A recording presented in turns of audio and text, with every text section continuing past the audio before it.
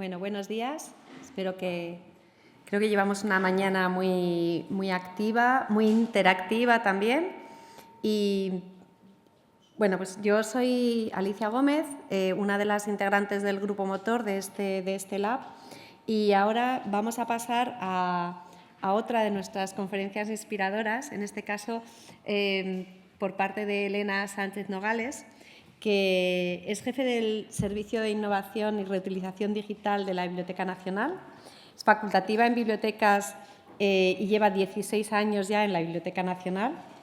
Actualmente responsable de la gestión de las líneas estratégicas, planes de acción y proyectos de la Biblioteca Nacional en los ámbitos de innovación digital y reutilización de sus datos y contenidos digitales. Para ello, coordina y gestiona los proyectos e iniciativas integradas en el ecosistema del BNLab e impulsa las posibilidades de innovación en entornos digitales con el fin de cumplir con la misión, funciones y líneas estratégicas de la Biblioteca Nacional. Además, es miembro o entre otras cosas, es miembro del Comité Permanente de la Sección de Tecnología de la Información de IFLA y también es miembro del Grupo de Ciencia de Datos de SEDIC. Exactamente, donde compartimos espacio también. Entonces, pues bienvenida, Elena. Muchísimas gracias por estar aquí y te cedo. Muchísimas gracias y estoy encantada de estar aquí, la verdad. Gracias a las compañeras organizadoras de esta sesión. Enhorabuena por estos años de trabajo en el Lab de Bibliotecas del Instituto Cervantes, Yolanda. Es un placer. Tenía muchas ganas de conocer este foro que tenéis aquí tan bonito, de generador de ideas, ¿no? Bueno, me gusta mucho, quería decir, el otro día repasando el planteamiento del Lab, me gusta mucho el planteamiento del nuevo ciclo que iniciáis este año. Lo llamáis, bueno, ponéis foco en gestión del conocimiento y en la idea de humanizar los datos también habláis, ¿no? Y en esto compartimos foco también desde la Biblioteca Nacional. Hay muchísimo que decir. Hoy ya tiene un papel central en las líneas que nos estamos proponiendo trabajar en la Biblioteca Nacional y tiene ya mucho peso estratégico en nuestra profesión. Entonces, bueno, yo voy a compartir hoy algunas reflexiones de lo que hemos ido trabajando en estos años, ya unos cuantos, desde 2015-16, que empezamos a plantearnos este lab y esta línea estratégica y de trabajo en la Biblioteca Nacional. Y, bueno, me gustaría luego compartir ideas, que esto es lo bonito y es el objetivo de estas sesiones, ¿no? Que surjan ideas, que surjan chispas así de inspiración. Luego son trasladables de una forma u otra, pero siempre la idea puede generar cosas buenas y bonitas, ¿no? Y es precioso encontrar estos espacios para ello. Entonces, la perspectiva mía es una perspectiva concreta. Llevo 16 años trabajando en la Biblioteca Nacional. Es una institución con una misión específica, con funciones muy claras, muy precisas de preservación del patrimonio, ¿no? Y también de difusión del patrimonio, que con la generación de ecosistemas digitales en los últimos años, pues claro, se ha transformado, se ha multiplicado y el alcance pues es y seguirá creciendo en los próximos años. Y es bonito, además, yo voy a hablar y el lugar desde el que os cuento esto y comparto las líneas de trabajo, los proyectos de los que voy a hablar hoy, es eso, específicamente desde Biblioteca Nacional, pero en realidad, a lo largo de estos años, yo que he ido a muchas charlas para inspirarme, compartir con compañeros, he trabajado en distintos foros de bibliotecas de otras instituciones culturales y no culturales. Bueno, me ha dado la oportunidad, he tenido la suerte, el privilegio de trabajar en un área que te permite contactar con muchos sectores profesionales diferentes, no solo bibliotecas, que también bibliotecas, claro.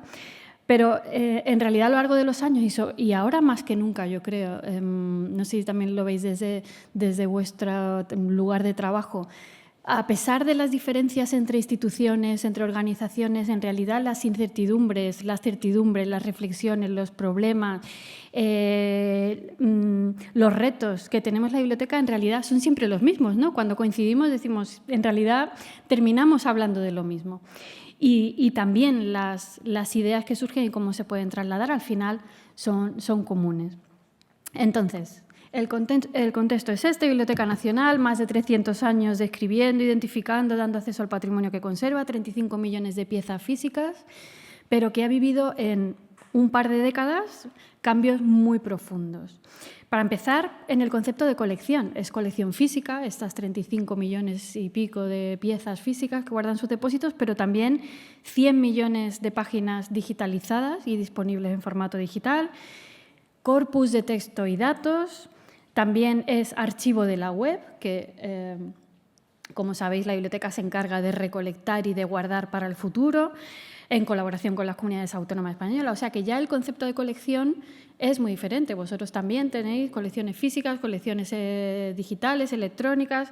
Entonces, eso ya en una institución como la biblioteca, en 2 décadas se ha transformado completamente respecto a los cientos de años anteriores y ha tenido, evidentemente, muchísimas implicaciones. La digitalización, principios de los 2000, abrió no solo caminos de acceso y difusión desconocidos hasta entonces, sino también posibilidades de cooperación, de investigación, humanidades digitales. Pero pronto empezamos a pensar que eso, cuando yo llegué a Biblioteca Digital, fue cuando empezó ese camino. La verdad es que he tenido mucha suerte de vivir el proceso completo, no solo en cómo la digitalización permitía acceder a las colecciones de otra forma y contarlas de otra forma y aprovechar pues, los blogs, los ecosistemas web que surgían, sino también la idea de qué se puede hacer con esto. No solo contarlo unidireccionalmente desde la biblioteca, mirad qué colecciones más valiosas tiene esta institución, sino también qué podemos hacer para que eso se utilice en otros contextos, ¿no? Enseguida dijimos, esto se puede utilizar, todo lo que tenemos digitalizado, para turismo, educación, investigación exclusivamente digital, para desarrollo tecnológico. Empezamos ese camino y esa idea que hemos ido trabajando desde 2016, ya en firme en 2017. Y así fue tomando forma este camino de la reutilización, que lo llamo, pero la idea es promover la biblioteca. Las instituciones culturales tienen un papel activo, o deben tenerlo, en que no solo se conozcan y se difundan los recursos que tienen, sino que también ayuden a crear cosas nuevas, a desarrollo profesional, a desarrollo incluso económico. Entonces, ese era el planteamiento. Así surgió nuestro BNLab, que os voy a hablar pues, de algunos proyectos que me parecen ejemplos interesantes de todo este camino. BNLab tiene una forma digital, tiene una web, tal, pero, y un nombre, porque teníamos que llamarlo de alguna forma, entonces dijimos BNLab. En aquel momento todos queríamos tener nuestro lab, pero en realidad es una línea estratégica por la que la biblioteca apostó, y eso es muy importante. Tiene que haber un respaldo institucional para decir, venga, tenemos una nueva línea de experimentación con la tecnología, de recreación de colecciones, de generación de nuevo conocimiento, de contacto con comunidades que pueden hacer cosas con todo esto que estamos poniendo a disposición pública y digitalizando con recursos públicos, ¿no? Me alargo mucho con la introducción. Los jóvenes siempre me dicen skip intro, Elena, pero a mí me gusta contextualizar mucho, ¿no? A mí me gusta poner las cosas en contexto, porque la idea, insisto en esto, porque no solo se trata de publicar proyectos que se nos van ocurriendo porque sí y porque nos parecen bonitos, sino que hay y tiene que haber un camino estratégico, ¿no? Vernos ahora, pensar dónde nos vemos y qué queremos hacer y dónde queremos estar dentro de un tiempo y qué consecuencias tiene eso y cómo podemos sostenerlo en el tiempo y si tiene sentido, ¿no?, que lo sostengamos en el tiempo y qué va a suponer. Entonces, esa es la idea. Os voy a poner un vídeo muy cortito, seguro que muchos de vosotros lo habéis visto ya, tiene ya muchos años, pero a mí me sigue gustando mucho y además creo que explica bien esta idea de origen de BNLab. Tiene ya unos años, pero bueno, a mí me sigue gustando. Os lo pongo.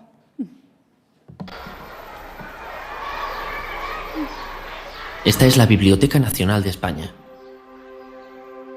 Está aquí. Y aquí. Y aquí. También está aquí. Y aquí. Y aquí.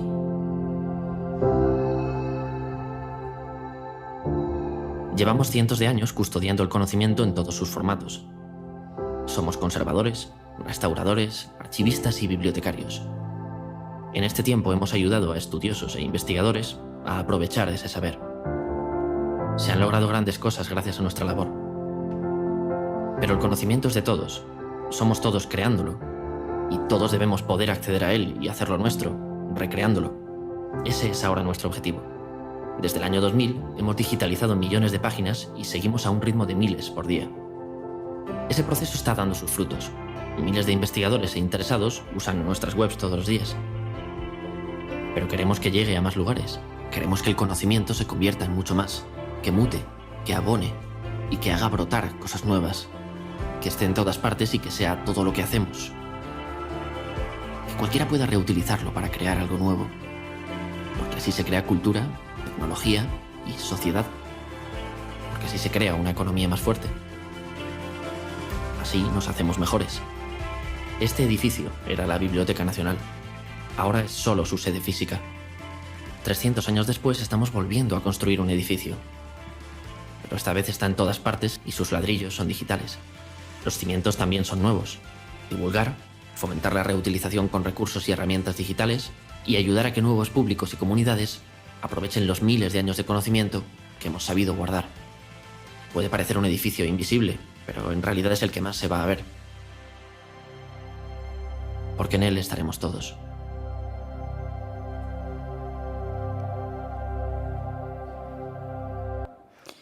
Bueno, este es así un poquito espectacular, pero bueno, yo os prometo que esto es de 2017 y yo me habéis oído esta anécdota muchos, pero cuando tengo un día malo, no puedo con la administración, no puedo con los pliegos, no me salen, yo me pongo este vídeo y digo, ¿se puede? Sí, tiene sentido. O sea, lo pongo también además porque por hablar de la importancia de la narrativa. O sea, la narrativa institucional, ¿no? Contar lo que hacemos, por qué lo hacemos.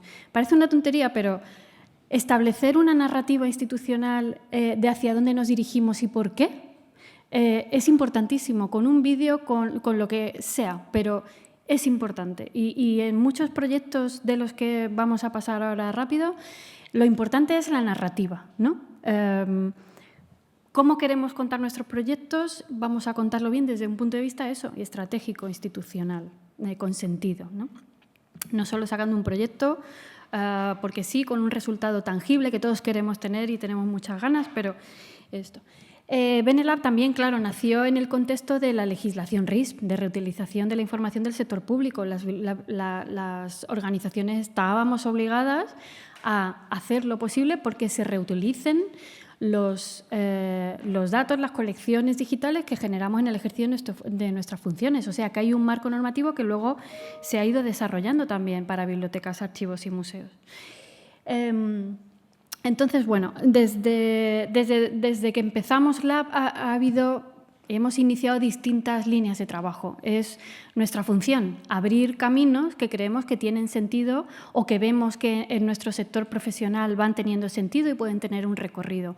Hay una idea, la idea es que todos los proyectos tengan continuidad, sostenibilidad, claro, pero hay mucho de prueba, de esto ha funcionado, esto no ha funcionado y esto como sí ha funcionado nos comprometemos a sostenerlo en el tiempo, que eso es importante.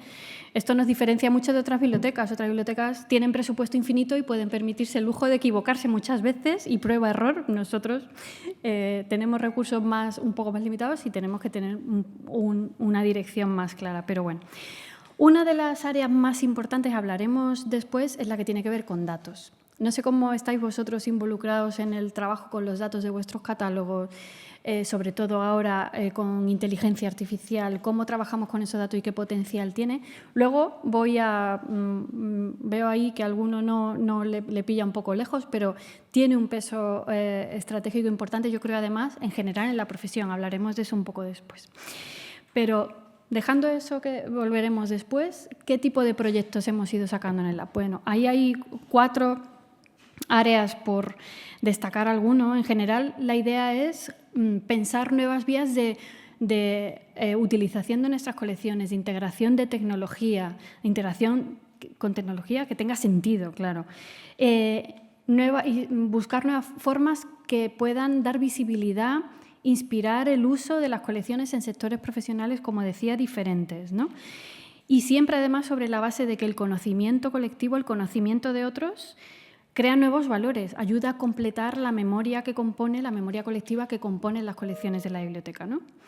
Por ejemplo, ahí destaco, bueno, ese juego filarmónico fue el primero, es un poco anécdota, pero es se recreó digitalmente un juego musical que había en las partituras de la colección de la biblioteca, los libros interactivos, la herramienta que utilizábamos para crear libros interactivos la pusimos al servicio de cualquiera que quisiera enriquecer una obra y añadirle contenido.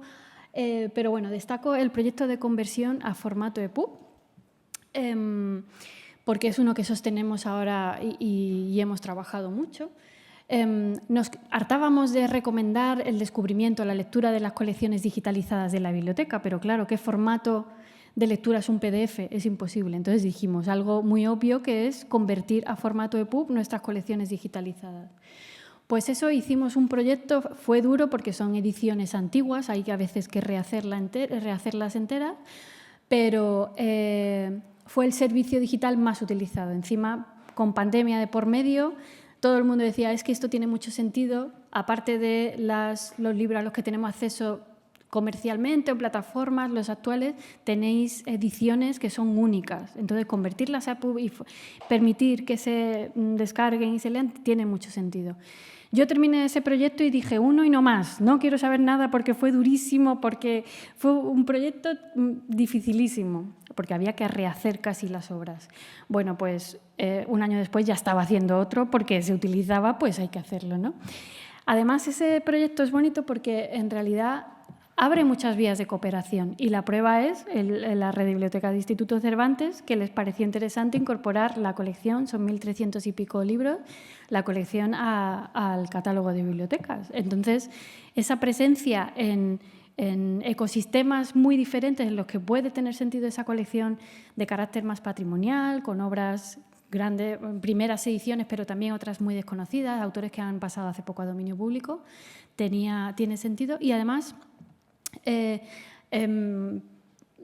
sugerimos que nos propongan obras. El público, los usuarios de la biblioteca nos sugieren obras también para convertir, entonces las incorporamos a los candidatos. Pero también, por ejemplo, te permite vías de experimentación con tecnología, por ejemplo esta. Tenemos 2 compañeras muy jovencitas y dijeron, pues esto es EPUB, pero claro, buscar en bibliotecas digitales claro, nosotros ya tenemos una edad, para nosotros es muy sencillo, estamos muy familiarizados con una búsqueda en una biblioteca digital, en un repositorio digital, pero otras generaciones les parece un rollo buscar ahí por los filtros y ¿no? Son otras estrategias de búsqueda las que tienen completamente diferentes.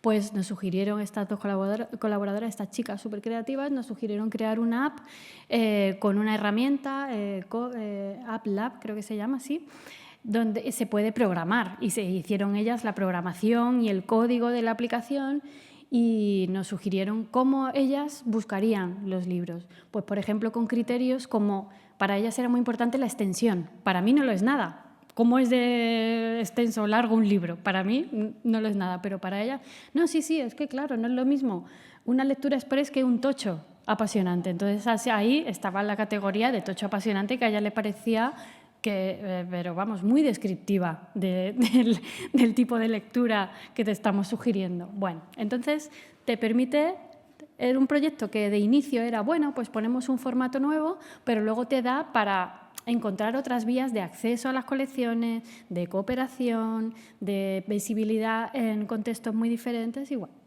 por eso os destaco este. Y otro ejemplo que me gusta destacar, también tiene ya unos añitos, de estos primeros proyectos que tuvieron menos recorrido, pues el juego filarmónico, tal, algunos tienen más alcance, los hacemos en unos meses y ya cumplen su objetivo y otros son servicios que queremos y pensamos que hay que sostener. Ahora veremos un par.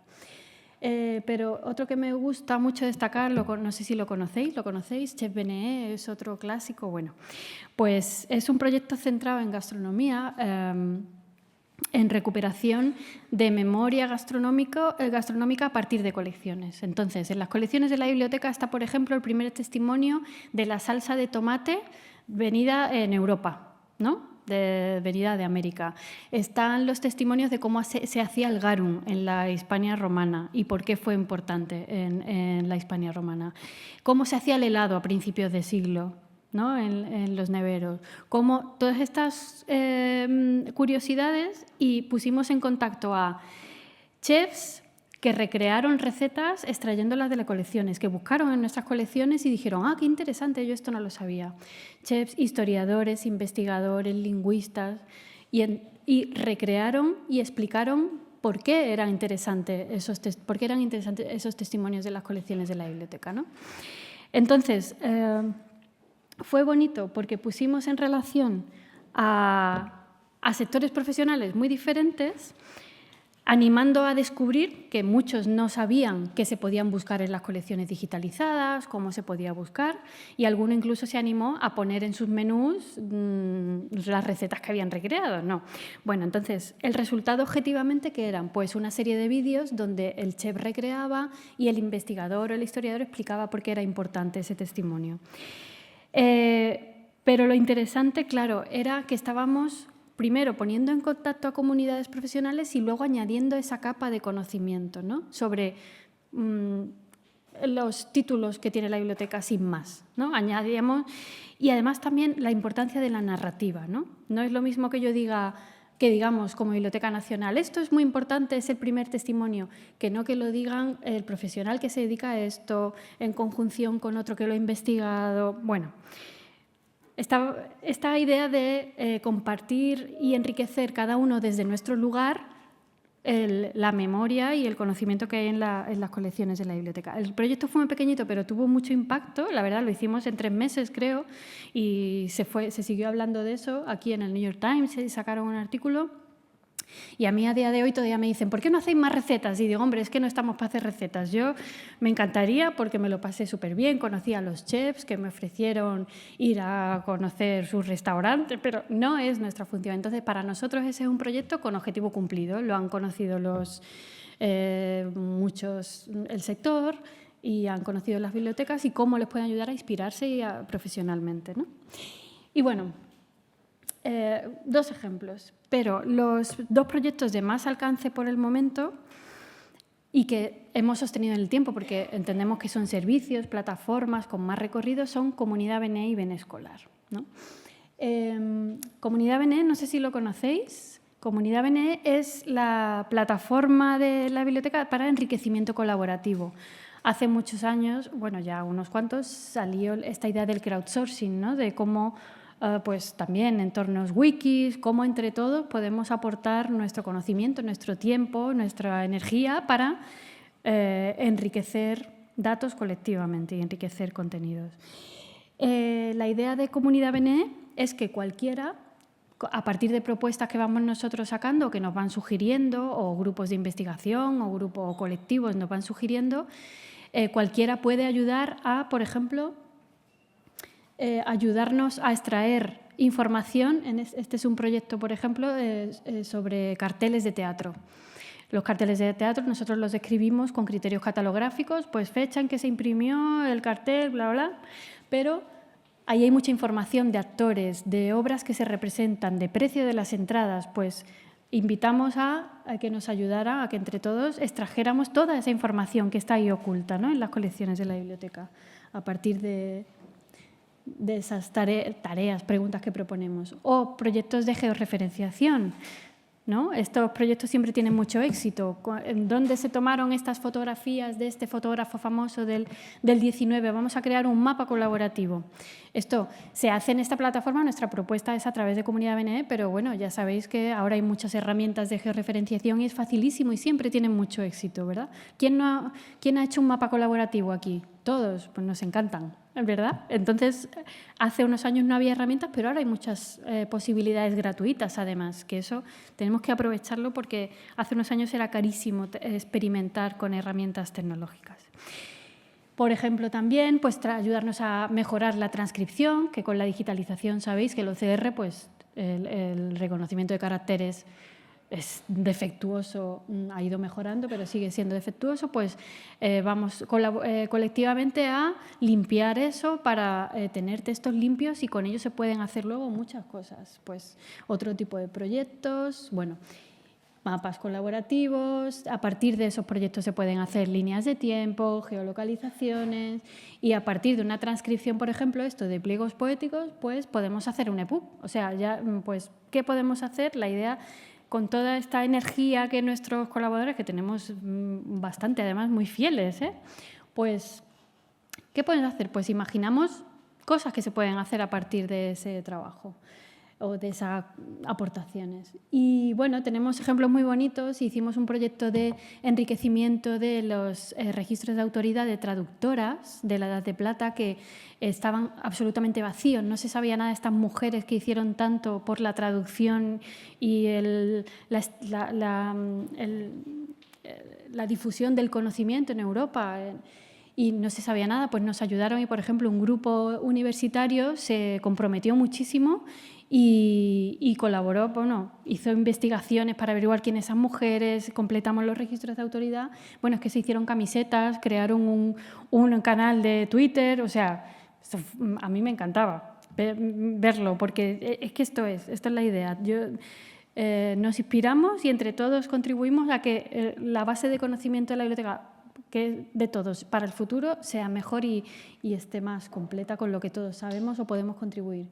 Y bueno, en pandemia no dábamos abasto a sacar proyectos porque fue un contexto, una experiencia bonita dentro de todo lo que estábamos viviendo, pues a la gente le encantaba contribuir a cosas bonitas, sin más, ¿no? Y cosas que pueden ser útiles para el futuro. Entonces, bueno, este proyecto, la verdad, Comunidad Bene seguimos sacando propuestas. Ahora, lo único que, claro, la inteligencia artificial, el desarrollo tecnológico, pues nos permite hacer estas tareas, automatizarlas. Entonces, buscamos propuestas que sean bonitas para colaborar, que creemos que haya públicos, sectores, por ejemplo, pues con publicidad de prensa, ahora estamos imaginando, descubrir obras inéditas en prensa, obras que solo o cuentos, poemas que solo se publicaron en la prensa, pues explorarlas y transcribirlas y extraerlas de ahí. Bueno, hay muchas posibilidades y seguimos y a medida que se nos ocurre nos vamos proponiendo. Esta Comunidad Bene es código abierto. Cualquiera, bueno, tienes que tener un poquito de conocimiento, pero puedes hacerte tu propia plataforma. Todas las personalizaciones que hemos hecho nosotros se pueden utilizar, están en nuestro GitHub y cualquiera puede integrar su propia plataforma. Bueno. Y el otro proyecto, así de más alcance, es Benescolar. Benescolar, ¿lo conocéis? Pues desde el principio, en esta vía de reutilización, una de las líneas que teníamos más claras tenía que ver con educación. ¿Cómo podíamos fomentar que en entornos educativos, en la escuela, en el aula, pero también pues, en la familia, cuando estamos intentando crear o buscar recursos educativos para nuestros hijos o nuestros familiares, pues cómo podíamos inspirar a que se utilizaran, se conocieran y sobre todo se recrearan, que los profesores supieran que ahí tienen una base de recursos que pueden enriquecer su docencia. Por ejemplo, carteles de la Guerra Civil para explicar el periodo de la Guerra Civil, dibujos de los niños de la guerra para explicar ese periodo y tantas cosas. Entonces, la biblioteca llevaba muchos años organizando actividades educativas en la sede y todas tenían mucho éxito, ¿no? Talleres escolares que se hacían en la sede tenían muchísimo éxito. Pero claro, se acababan enseguida las plazas y además solo para quien pudiera venir a Madrid. Entonces decíamos, no, tenemos que hacer un proyecto integral para dar acceso universal a este tipo de propuestas y imaginar con todo lo que tenemos digitalizado imaginar todo lo que podamos que se puede crear como recurso educativo. Entonces, pues Ben Escolar es la propuesta de la biblioteca y básicamente hemos ido creando en todos estos años experiencias educativas, propuestas metodológicas partiendo de colecciones de la biblioteca. Si exploráis Ben Escolar en el apartado de experiencias, hay ya decenas de propuestas que hemos ido imaginando, pues talleres, secuencias didácticas, desafíos interactivos que lo hemos llamado, unos con más peso de tecnología, otros con menos, unos con más peso curricular. Trabajamos con un equipo de pedagogos y de profes, o sea, porque esto tiene una guía curricular, metodológica y de acuerdo a la LOMLOE, pero la idea, nosotros partimos de las colecciones de la biblioteca y intentamos que haya variedad de temáticas, porque la biblioteca se identifica mucho, ¿no?, con, pues, ¿qué es la biblioteca? ¿Qué tiene la Biblioteca Nacional? Pues todos pensamos Quijote, manuscritos iluminados, incunables, poco más. Eso no nos lo quitamos, eso está en el imaginario colectivo, ¿no? El Beato, y pues nos esforzamos muchísimo desde hace muchos años en no, es que está todo lo que se edita, todo lo que hemos creado, lo audiovisual, lo sonoro, que tiene tanto potencial. Es una línea que queremos trabajar muchísimo. Lo sonoro tiene muchísimo poder ahora, ¿no? Todo lo que se crea, gráfico, mapas, todo lo que te imagines, lo guarda la biblioteca. Ahora también la web, ¿no? Entonces, nos pasamos todo el tiempo intentando hacer ese dibujo de todo lo que guarda la biblioteca. Entonces, por supuesto, hay teatro del siglo de oro, por supuesto, hay filosofía, estas disciplinas clásicas, pero también hay química, hay criptografía, que les vuelve locos a los chicos, explorar los métodos de criptografía, de ocultar mensajes, desde Julio César, que están ahí. Hay cuadernos de experimentos, hay técnica, hay, bueno, cocina, bueno, hay muchísimo, además, cada vez vamos añadiendo más. Y lo que intentamos es que haya variedad también de formatos. Pues esto es una secuencia didáctica para explorar la publicidad a lo largo del tiempo y qué nos dice sobre los estereotipos de belleza, sobre nuestra sociedad, sobre la cosmética, cómo ha ido variando a lo largo del tiempo y siempre trasladándolo al presente. ¿Qué te extraña? ¿Qué te parece más familiar? ¿Qué te parece más raro, ¿no?, de la publicidad antes o hace 40, 50, 60 años? También, por supuesto, vídeos. Es un formato que empezamos a hacer y dijimos, no sabemos si esto tiene mucho sentido, porque te metes en YouTube y hay 200 millones de vídeos y esto cuesta hacer un vídeo que sea medio bueno, ¿no? Pues hablando con los profesores nos dijeron, sí, por favor, porque precisamente porque hay 200 millones de vídeos, no sabemos recurso de calidad, de cuál nos podemos fiar, ¿no? ¿Cuál es fiable para llevarlo a una clase? Pues precisamente es que vuestro fuerte como bibliotecarias, como Biblioteca Nacional, es la solidez en la consulta de las fuentes, en eso. Eso es muy importante, ¿no? Entonces seguimos haciendo vídeos.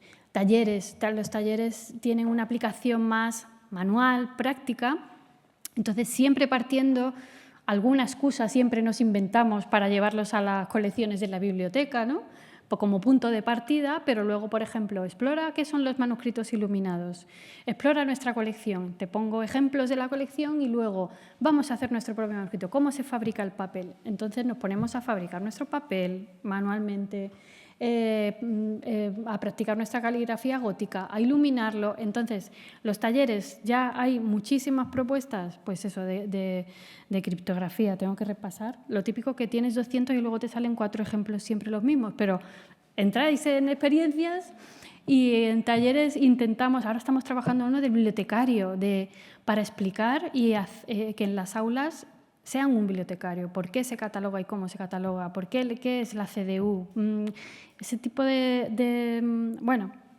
con una traducción bastante práctica. Esto es lo que tiene siempre más éxito. Por ejemplo, navegación, cómo se orientaban en el mar los antiguos. Vamos a construir una aguja de marear, un sextante, intentamos que haya variedad y yo he aprendido muchísimo, ¿eh? Yo de esto ni idea, y son cosas muy prácticas con materiales baratos o directamente sin nada y a veces últimamente metemos tecnología, por ejemplo, vamos a practicar con inteligencia artificial, a ver, por ejemplo, en lengua de signos. Tenemos un taller de lengua de signos que hicimos en colaboración con una asociación. Vamos a entrenar a una inteligencia artificial para que reconozca los signos y nos ayude, por ejemplo, ¿no? Siempre intentamos utilizar la tecnología, la inteligencia artificial, pero con sentido, que nos ayude, que apoye lo que queremos contar, no que sea el objetivo nunca del taller es utilizar una herramienta sin más, ¿no? Y bueno, lo que llamamos desafíos interactivos tiene un poquito más de desarrollo tecnológico. Esto es un juego de escape que lo sacamos el primer día con Ben Escolar y es de lo que más éxito ha tenido. Los chicos... Yo no he sido capaz de salir de ahí, también te digo, pero estás en una exposición y te pierdes en las salas y tienes que adivinar los acertijos que hay en cada sala. Bueno, es digital exclusivamente, pero se puede trasladar a lo físico fácilmente, ¿no? Y aquí hablamos mucho de lo sonoro. Pues intentamos entrar a ver si lo sacáis, ¿no? ¿Qué te sugiere esta melodía? ¿Adivina esta nota? Bueno, ahí hemos ido a explorar lo sonoro. Estamos ahora trabajando en una secuencia de música que nos interesa muchísimo. Y bueno, también hay una aplicación móvil que pensamos en juegos geolocalizados. O sea, igual que en la caza del Pokémon, pues puedes geolocalizar preguntas y o bien en un patio de colegio, o bien en un jardín o en un parque, pues haces una competición de a ver quién adivina más preguntas que te van surgiendo en la aplicación y los profes pueden crear sus propias preguntas. Y esto queremos darle más difusión porque tiene muchísimas posibilidades. Y bueno, ahora una cosa que nos planteamos en esta segunda fase que estamos ahora es, hemos trabajado siempre a partir de temáticas concretas, ¿no? Decimos, venga, vamos a trabajar música ahora, o vamos a trabajar navegación.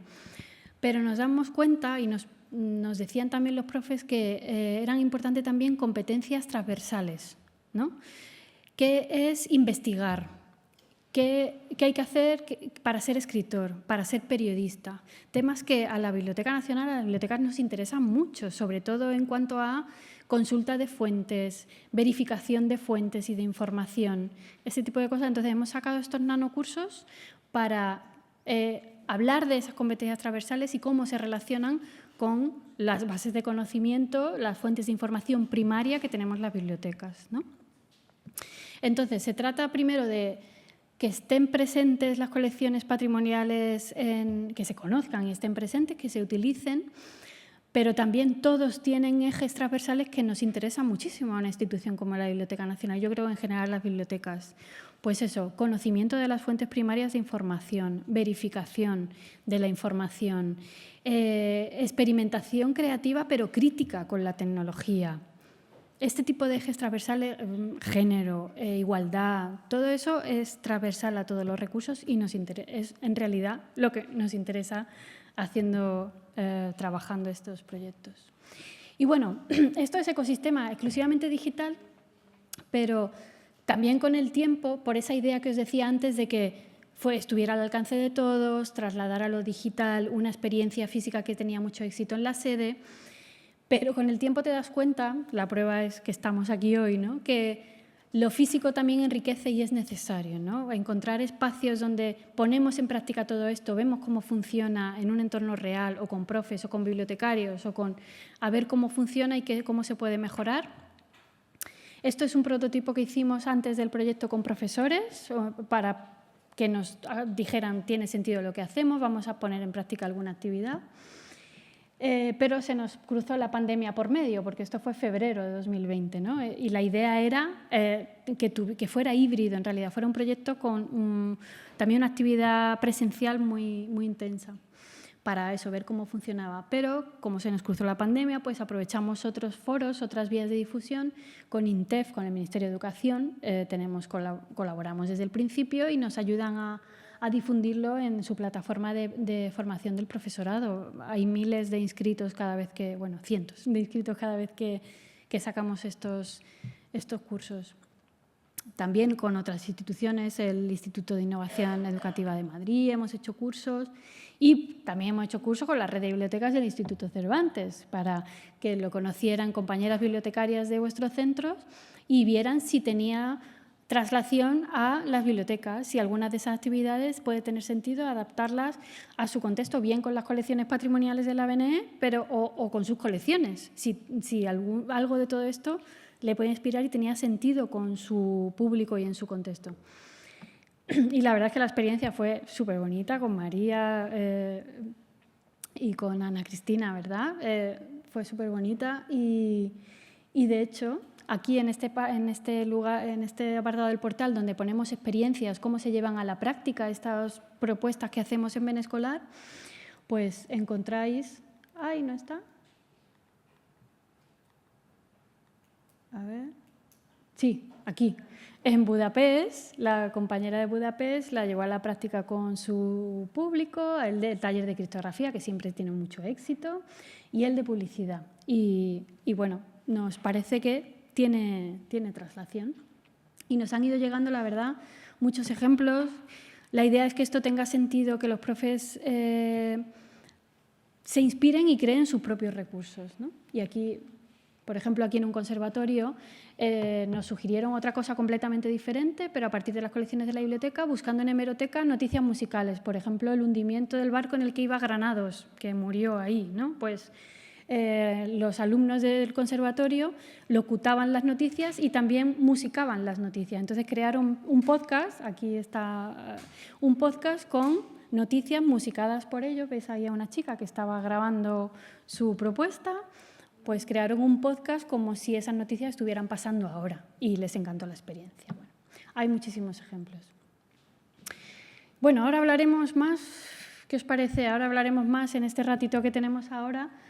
Hay más, por ejemplo, nuevas vías que nos estamos imaginando, pues os decía antes lo sonoro. Lo sonoro creemos que tiene mucho potencial,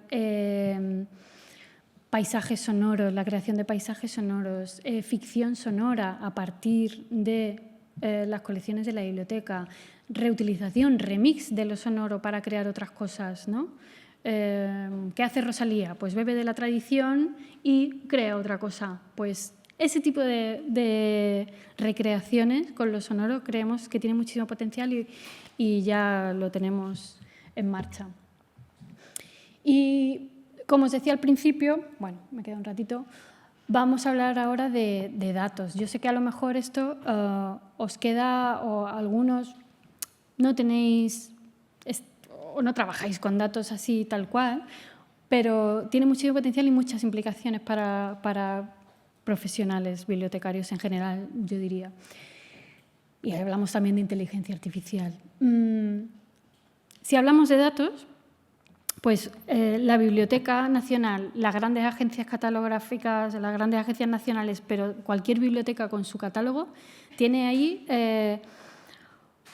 una base de datos normalizados, interoperables, ¿no? Aquí ya sabemos de lo que estamos hablando, estandarizados, que tiene muchísimo valor. Y en la Biblioteca Nacional no solo son sus registros bibliográficos y sus registros de autoridad, hay también vocabularios, estadísticas, bibliografía, directorios. Hay una base inmensa con un potencial muy diverso además, porque además el resultado de la digitalización, los corpus de texto, eso es otro potencial. El archivo de la web ahora es la mina de oro, ¿no? Y nos ocupa ya y nos va a ocupar muchísimo trabajo en los próximos años.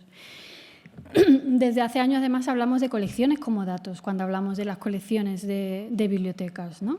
Es una perspectiva que lleva ya unos años, pero ahora tiene todo el sentido.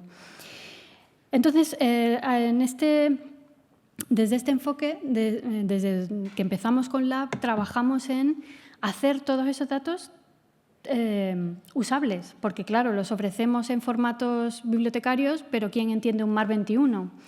Un MAR XML, pues lo entienden bibliotecarios, entonces dijimos esto, si lo quiere utilizar alguien que no es bibliotecario, tenemos que hacerlo usable para un desarrollador que quiera hacer una aplicación y tirar de estos datos. Pues nos ocupamos de convertirlos a formatos abiertos y reutilizables, subirlos a portales. Este es el Catálogo Nacional de Datos Abiertos, Datos.gov. Además, estamos obligadas las instituciones públicas a hacerlo.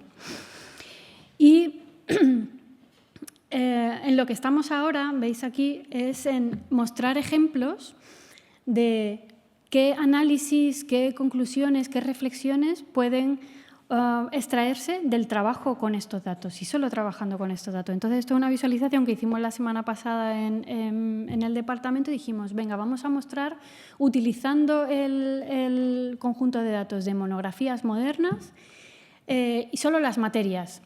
¿Qué se puede ver a partir de ahí? Pues bueno, pues en el siglo XX, libros editados en el siglo XX. Pues cogimos las materias, las 20 primeras, y la verdad es que es curioso porque en una visualización que hicimos en un día ves cómo va cambiando el peso del interés editorial y desde historia de España y conflicto, Primera Guerra Mundial, Segunda Guerra Mundial, se ponen como primeras materias más editadas en ese momento. Luego va cambiando, lengua española, temas lingüísticos, técnica, se habla de ingeniería industrial a partir de mediados de siglo. Educación y enseñanza, lectura, aparece en los años 50 y 60, tiene que ver con las políticas públicas, o sea, que se pueden extraer conclusiones interesantes a partir de una visualización sencilla y además ya hay herramientas gratuitas para hacerlo. Entonces, estamos no solo colaborando con grupos de investigación que se dedican a esto, resolviendo sus dudas a la hora de utilizar los datos, sino también mostrando qué se puede hacer con todo esto, ¿no? Y además, además este trabajo, mirar a los catálogos al catálogo de la biblioteca como datos, ha tenido una implicación interna muy bonita también. Empezamos a trabajar con estos grandes ficheros de datos y veíamos, utilizando, por ejemplo, OpenRefine, depuraciones muy, claro, ocupación, o género. Vamos a explorar el campo género, masculino, femenino, torero. Pues esto es una depuración que interesa hacerla cuanto antes. O sea, depuraciones se ven muy claramente errores que tienen todos nuestros catálogos. Todos los catálogos tienen errores. Pero no solo eso, sino también trabajando con estos datos. Claro, un investigador cuando empezamos con ello, la primera pregunta que me hizo un investigador, vale, pues a mí me interesa dramaturgas españolas del siglo XX. ¿Cómo puedo consultar estos datos para que me dé ese dato? Entonces, claro, fue un shock porque no teníamos el campo ocupación sistemáticamente puesto, género no lo teníamos, dramaturgas no podíamos saberlo, español no lo teníamos, siglo XX, métete en el campo fecha. Entonces, fue un shock, pero fue también muy revelador cómo no podían contestar consultas sencillas nuestros datos. Estamos hablando de registros, Elena Escolano lo sabe perfectamente, registros así, con mucha información. Entonces cambió mucho nuestra perspectiva de, claro, el catálogo que deja de ser herramienta para localizar ejemplares físicos en un depósito y es un recurso de información en sí mismo y eso tiene implicaciones, ¿no? ¿Cómo miramos a nuestros datos y colecciones? Eso... la verdad es que esto ha ayudado a cambiarlo. Pero bueno, os quería hablar rápidamente que además esto de haber una legislación de reutilización de la información del sector público que nos obliga a hacer este tipo de trabajos y a hacer este tipo de reflexiones sobre cómo se usan o se pueden usar o no nuestros recursos. Claro, ahora además hay... legislación europea ya transpuesta a nuestra legislación que nos obliga a permitir la minería de datos sobre datos que están protegidos de inicio por propiedad intelectual. Todo lo que se edita ahora, que entra por depósito legal electrónico, que tenemos en la biblioteca, el archivo de la web, está protegido por propiedad intelectual, pero ahora está para investigación, minería de datos, estamos obligados a dar acceso. Entonces, tenemos que seguir trabajando esa línea de cómo damos acceso a esto. Son petabytes de información, ¿no? Es más, con el auge de la inteligencia artificial conversacional, GPT, tal, pues claro, ¿de dónde tiran esos modelos conversacionales, esas inteligencias artificiales? Pues ilegalmente de lo que hay en la web. Entonces, hay muchísima legislación, movimiento institucional, recomendaciones, pautas para que las instituciones públicas hagamos lo posible por crear esos modelos desde lo público y para lo público, no que sean, como pasa ahora, las grandes empresas comerciales con intereses comerciales las que están dominando este campo de juego, ¿no? Y ahí tenemos todos los que producimos datos y en particular en nuestro sector, porque antes no eran considerados de alto valor, pero ahora en la última actualización los datos lingüísticos y culturales son considerados de alto valor y prioritarios precisamente por esto, que son los que construyen las inteligencias artificiales conversacionales como GPT. ¿Utilizáis todo GPT ya a día de hoy? Yo sí. Sí, ¿no? Claro, no hay opciones. Pues lo que debería ser es complicado. Yo no sé cuándo lo veremos, pero debería haber una construcción de esto desde lo público para lo público, ¿no? Hay una estrategia nacional de inteligencia artificial que habla de, lo veis ahí, desarrollar una IA transparente, responsable, humanística, ¿no? Y el Gobierno impulsa, o sea, hay un compromiso del Gobierno de impulsar esto. Bueno, ahí está la Biblioteca Nacional, por cierto, la Biblioteca Nacional como el corpus que conserva el corpus documental más grande y las bibliotecas en general. Entonces, en todo este ecosistema de aplicaciones de IA generativa, esto es de principios del desarrollo, ahora ya es inabarcable. ¿Cuál es nuestro papel? Pues mira, GPT, si le preguntas a GPT, él mismo te dice que claro que la información que da tiene sesgo, claro que no te puedes fiar de GPT, pues si además ni está actualizado, pues claro que no. Él mismo le pregunté, él mismo claro que no. Entonces, ¿cuál es la potencialidad y en lo que nosotros estamos empezando a trabajar, pero creo que afecta a toda la profesión? La potencialidad es, por poner ahí algunos ejemplos, pues desde análisis lingüístico a gran escala, de español y lenguas cooficiales, traducción, análisis de tendencia y fenómenos culturales, desarrollo tecnológico, colaboración y, en general, la mejora del ecosistema de acceso y creación de conocimiento. O sea, para esto tenemos que trabajar, ¿no? Desarrollo de políticas públicas, transparencia, democratización, acceso y uso públicos de todo esto. Entonces, con todo esto, en la Biblioteca Nacional, ¿qué líneas hemos visto más factibles y en qué de todo este potencial creemos que tiene sentido que nos pongamos a trabajar y estamos trabajando? Pues para empezar, estamos obligados a dar acceso a todos estos corpus de datos a gran escala. Digo, son petabytes de información con implicaciones legales que todavía tenemos que asegurar para que haya un uso controlado de todo esto, que está protegido por propiedad intelectual, cooperación, apoyo a la investigación, pero además todo esto nos permite, la inteligencia artificial descriptiva frente a la generativa, sí que hay un campo enorme que permite extraer nuevo conocimiento de las colecciones. Por ejemplo, reconocimiento facial en imágenes nos permite detectar personas en prensa, por ejemplo, mejora de los procesos de OCR, transcripción de manuscritos. Esos son viejas aspiraciones, ¿verdad?, que hemos tenido en la biblioteca. Los manuscritos no está transcrito el texto, son imágenes sin más, pues ahí hay conocimiento que no es usable. Identificación de entidades de texto, materias, reconocimiento de partituras. Bueno, esto en la práctica son áreas que ya estamos trabajando y que ayudan muchísimo al desarrollo de la IA. Y también mejora de los procesos de trabajo. Aquí somos bibliotecarios muchos, pues cómo nos pueden ayudar los chatbots asistenciales para solucionar preguntas sencillas. En la biblioteca llegan cientos de preguntas como ¿a qué hora abrís? Da igual que esté puesto en 1000 sitios. ¿A qué hora abrís la biblioteca? Bueno, no sé si tenéis chatbots, utilizáis ya estos servicios algunos. Si lo utilizáis, ya esto es sencillo de integrar. Pero, por ejemplo, catalogación y clasificación automatizada. Esto, mirad, esto a GPT, haciendo una prueba para crear un GPT personalizado.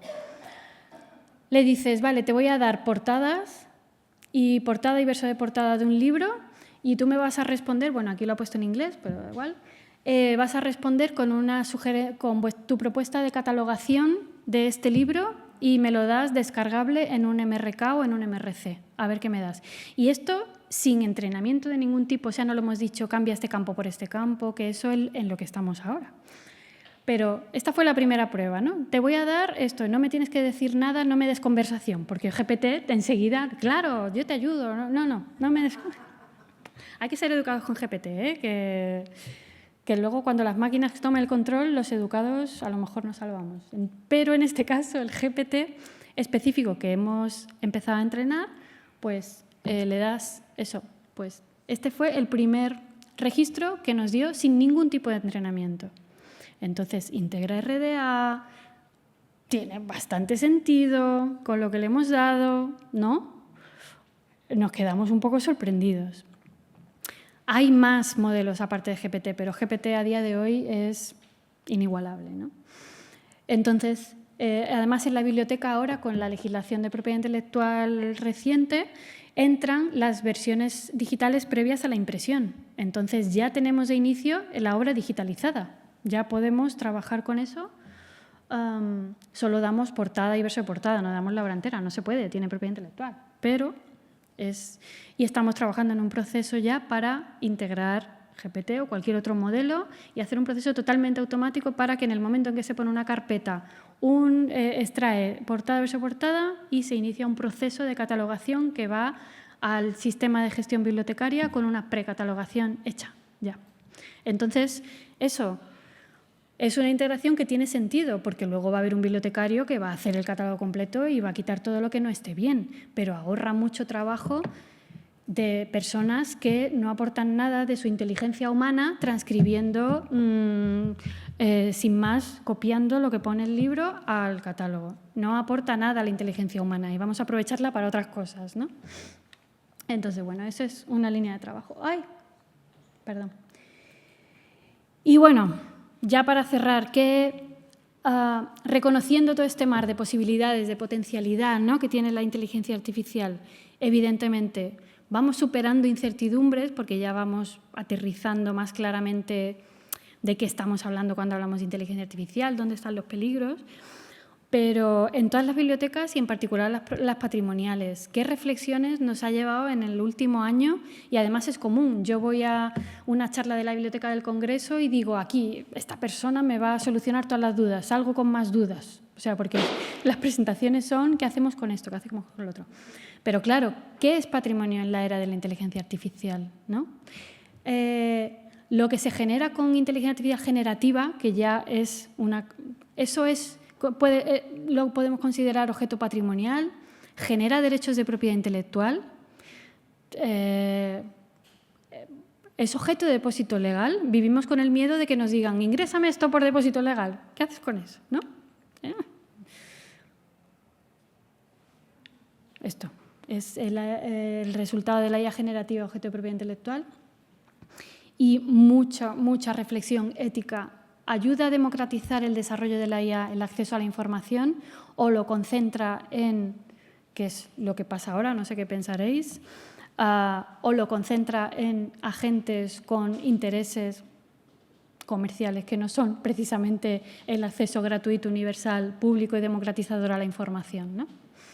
Pues yo creo, además de una reflexión de este último par de años, creo que tenemos un papel que jugar, un potencial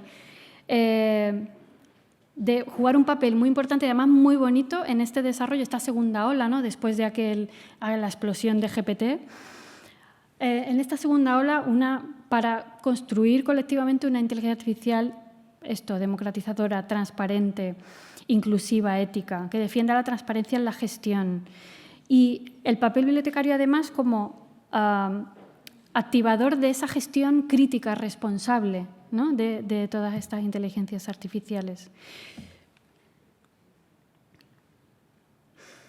Siempre la tecnología en todo lo que hacemos como argumento y medio, no como fin en sí mismo, claro.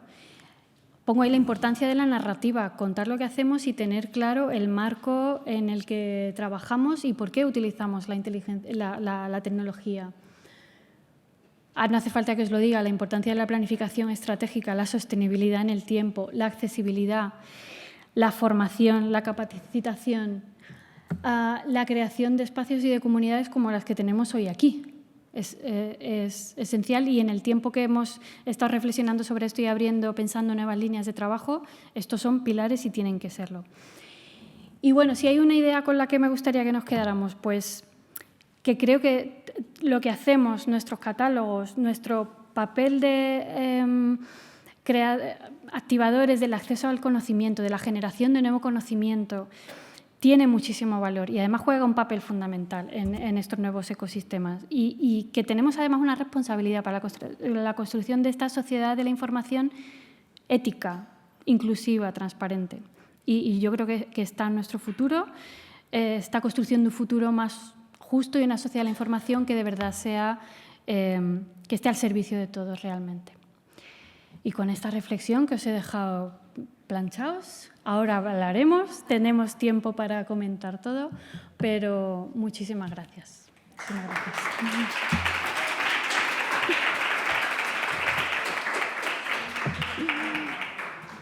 Qué bien, Elena, muchísimas gracias. Nos quedamos encantados. A ver si hay algún comentario o alguna pregunta, Sí, ¿alguna pregunta? por favor. O ahora comentamos, Me hacéis una señal y yo me acerco con el micrófono. ¿Queréis preguntar algo, Elena? Bueno, ahora... Es lo que tiene una exposición estupenda, clara, didáctica, Espero. diáfana, transparente, Espero. sostenible. Mira. Gracias. Yo tengo una pregunta porque queremos utilizarlo y Yolanda también quiere que lo utilicemos. Vamos a ver, el catálogo de autoridades. Sí. O sea, todos los datos, vale, sí, nosotros los podemos descargar, pero yo no necesito, o sea, para yo poder trabajar con vuestros datos, está el volumen, procesar, que a mí lo que me interesa es una API. Una API. Uh-huh. ¿Habéis desarrollado APIs API sí para tiene trabajar con ellos? O sea, API es esto que te una API, había entendido una comunique... API. Sí, sí. Como sabéis, hemos migrado a Alma, pero todavía no hemos mirado el catálogo de autoridades. Entonces, hemos puesto el acceso antiguo, pero Alma sí permite acceso vía API. O sea, sí está previsto y además en datosabiertosbene.es, el recopilatorio de datos abiertos están las autoridades y lo podéis y es más trabajable y más usable. Lo que me permite es la descarga, que es lo que te digo, procesar eso Sí. es terrible. Entonces tú ¿Para o sea, qué es lo mucho queréis? más sencillo ¿Qué que... uso queréis hacer? Porque con OpenRefine, con estas herramientas, ahora No, mismo... ya, sí, pero OpenRefine también es que son muchísimos. O sea, no, si ya, o sea, Sí. ya hemos trabajado con ello, pero es que Sí, es un lío. Entonces, datos- lo que de verdad te simplifica es poder hacer que un sistema comunique con el otro directamente. Sí. Entonces, lo que pasa es que yo ya tengo Alma y... ¿No? Pues, no sé si tendría tanta espera, o sea, hay que verlo, pero... Datos abiertos, el portal está construido sobre CECAN, que es una herramienta que Sí, ahí es utilizamos. donde lo hemos mirado. Y ahí sí que tiene API integrada y se puede, pero lo hablamos, lo Vale, vemos, vale, en guay. concreto el uso que hacéis, qué queréis hacer, con qué herramientas o con qué perspectiva lo usáis. Vale. Y sí, es la idea que se utilice el catálogo de autoridades. La verdad es que a veces en la biblioteca, claro, trabajamos Es que a si una no es escala hacer las enorme. cosas Pero 20 veces. es curioso, comparto conversaciones en la biblioteca estos días porque no estaba migrado al catálogo de autoridades y lo habíamos dejado, vamos, los compañeros decían, bueno, en cuanto podamos, tal. Pero nos han llegado muchísimas peticiones de, oye, el catálogo de autoridades, ¿cuándo va a estar? Que lo utilizamos. Y decía, la parte mala es que, hombre, estamos agobiados porque hemos dejado de dar este servicio. La parte buena es que, oye, se utiliza. Que a veces, claro, en la biblioteca trabajan decenas de personas actualizando, completando autoridades y dices, ¿esto lo utilizará alguien? ¿No lo utilizará? Vemos los registros por Z39, pero... Y sí que se utiliza y sí, somos conscientes... pero ahora hablamos. Gracias. Elena. Gracias, Elena, por la presentación, que ha estado muy interesante. Gracias. Simplemente era por preguntarte, porque el archivo web durante un tiempo ha sido solamente como captura una instantánea. Yo quería preguntarte, porque todas las instituciones se han publicado, ya sabes que publicar en las páginas web es muy efímero Sí. y son documentos que cambian con el tiempo y si ahora le tenemos que dar más importancia a la fiabilidad de la información y... Sí. Quería saber si solo capturáis instantánea de cómo es la web o también preserváis los documentos. Sí, se guardan en WARC. que es el formato. Lo que sí tenemos pendiente es indexar todo para que puedas buscar en el texto, pero estamos en ello porque sí. Pues eso Sí. ya para todas las instituciones Sí. de la administración, eso ya es... Sí, muy bien.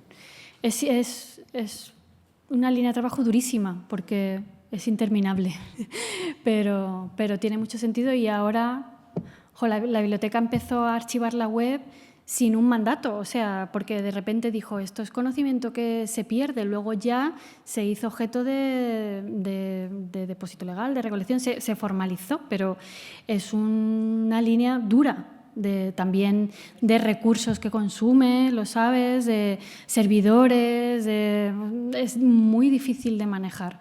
Pero lo bonito es que ahora esto nos sitúa como pieza clave a todas las instituciones que guardamos esta masa de datos en la construcción de las inteligencias artificiales. O sea que es un camino que hemos recorrido un poco como hemos podido, a ciegas a veces, pero fíjate, ahora tiene todo el sentido.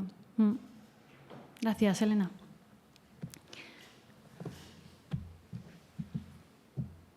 Bueno, ahora seguro que salen preguntas en el petit comité.